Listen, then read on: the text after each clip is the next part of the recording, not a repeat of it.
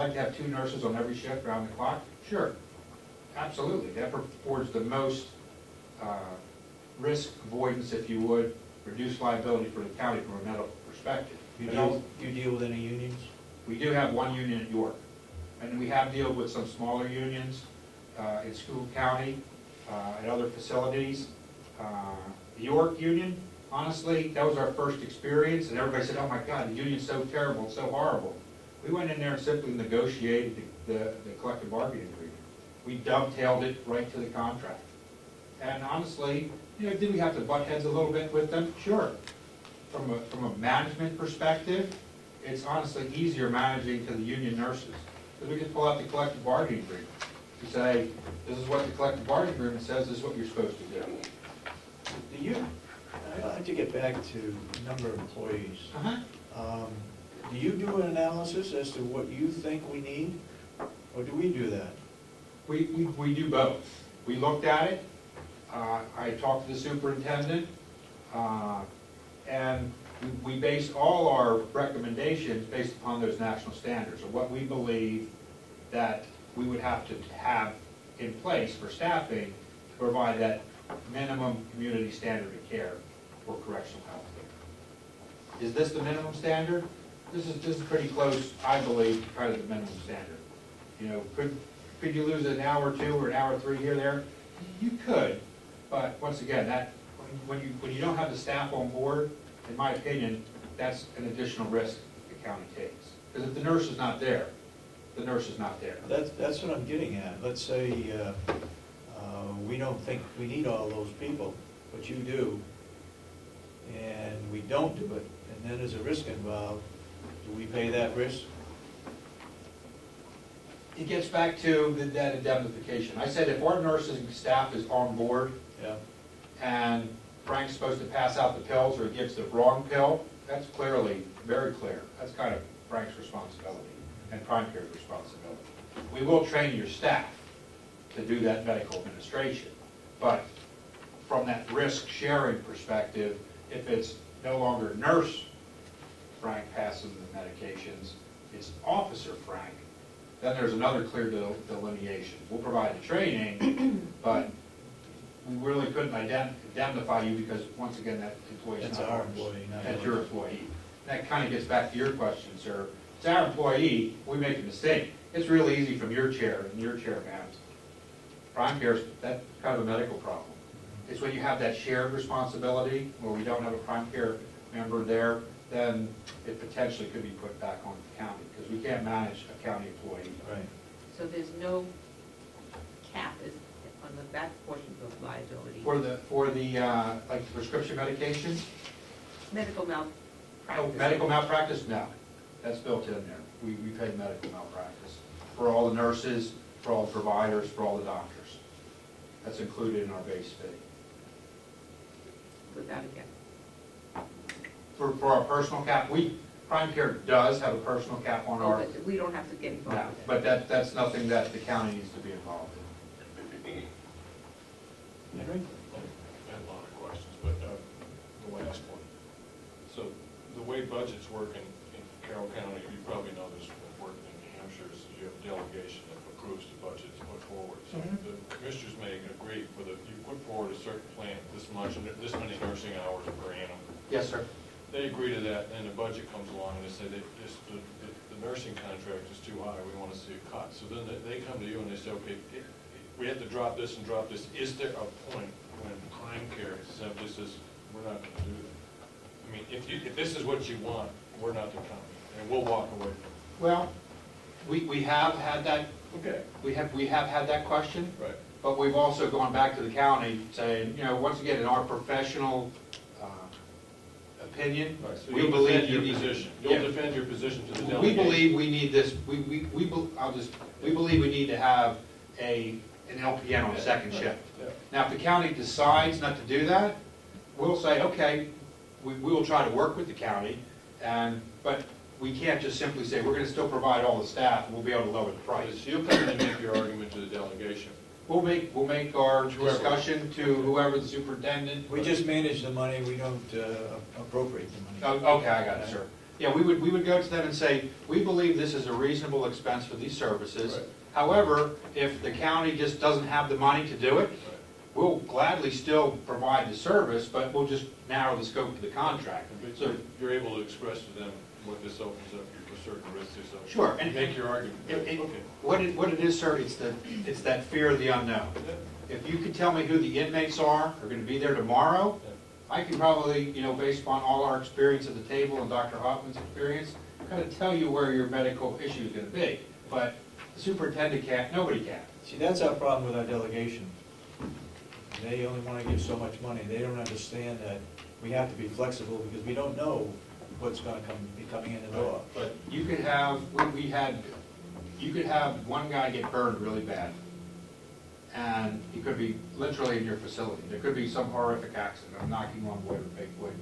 You just don't know. And I agree with you, sir.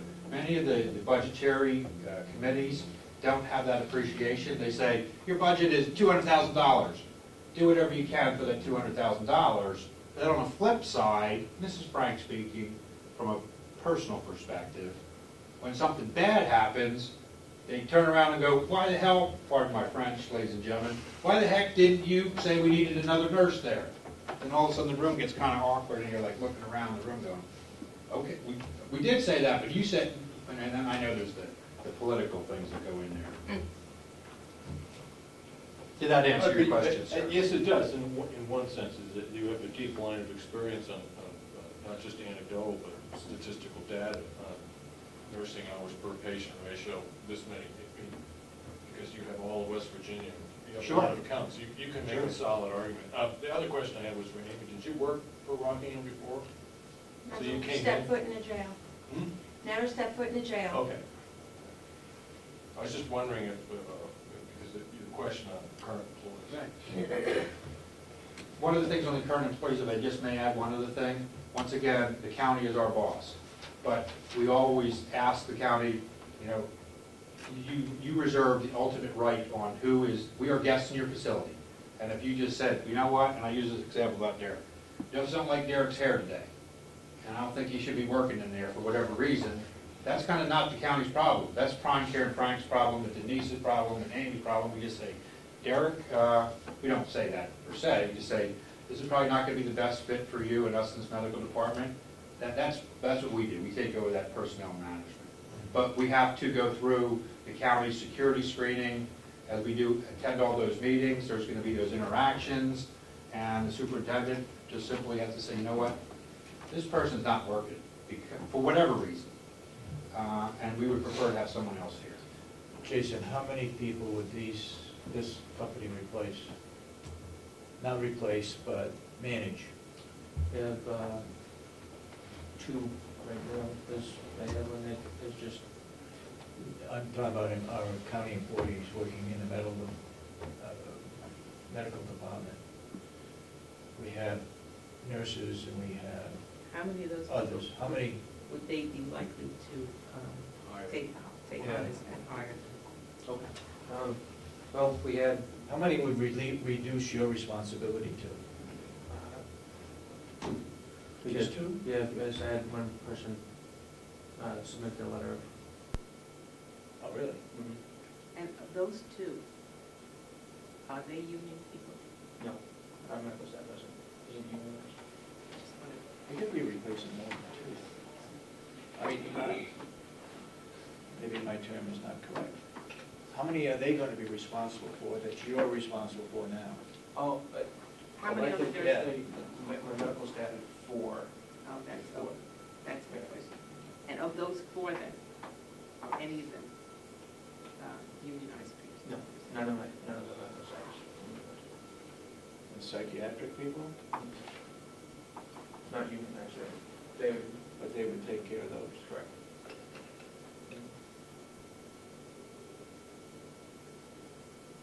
And the doctor on call? That's my next question. That's part of that larger number. And the dentists that we use? We send them out. Correct. And we had taken that option out of the initial contract. Okay.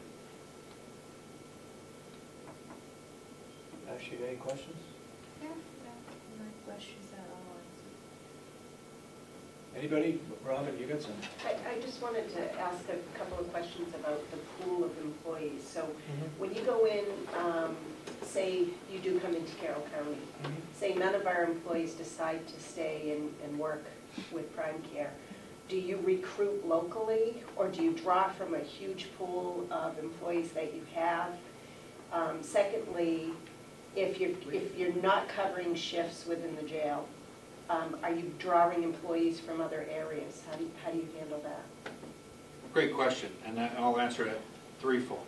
First thing is, the current employees that are currently in the facility, we look at what their jobs are, and we do the interview process.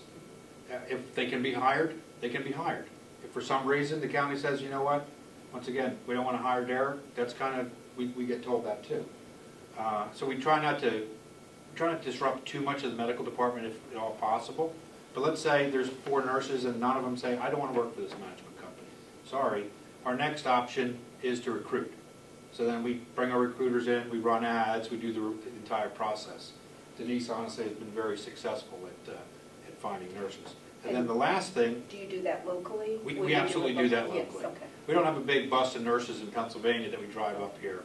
Because what we try to do is, once again, as a management philosophy, we try to keep all the dollars that we're given to manage your money in Carroll County. So as many of those dollars as we keep here with the local assets, we keep it here. Now, there are some exceptions to that, and I'll just mention one of them is typically, there might be a local pharmacy, because that's usually a pretty good example. They use Frank's local pharmacy around the corner, whereas we have a pretty big buying power for the number of inmates. And we just go up to Frank and say, Frank, we're going to be taking over the medical management. We understand you've done a great job for Carroll County. However, we would like to just price this against our formulary. And currently, we have 2 closed pharmacies that we work with out of Pennsylvania. One is Boswell, in Boswell, Pennsylvania. The other is CCRX. They're specifically geared to corrections. And we currently pay the actual acquisition costs for the medications. And then there is an administrative fee that goes along with based upon your population. We don't pay a prescription fee. And that's typically in a pharmacy-run business. I hope none of us are pharmacists, but the pharmacy kind of makes their money by writing that script. Frank comes in, he needs a script, it's $3.22 plus the meds. Then he comes back and the doc says, well, you know what, those pills kind of didn't work. Take these pills, $3.22. And then I'm back again, $3.22. So that's kind of some of those underlying costs. Our contract is acquisition costs, and then there's administrative fee that we negotiate with either CCRX or Boswell based upon the population. But that's not to say we wouldn't go to Frank's local pharmacy. If they can offer the same exact dollars, we'll absolutely keep the money, keep the business in the county. Did that, Yeah. we do try to keep all the resources, and we try to recruit locally. Okay. Robin is our HR person. Okay.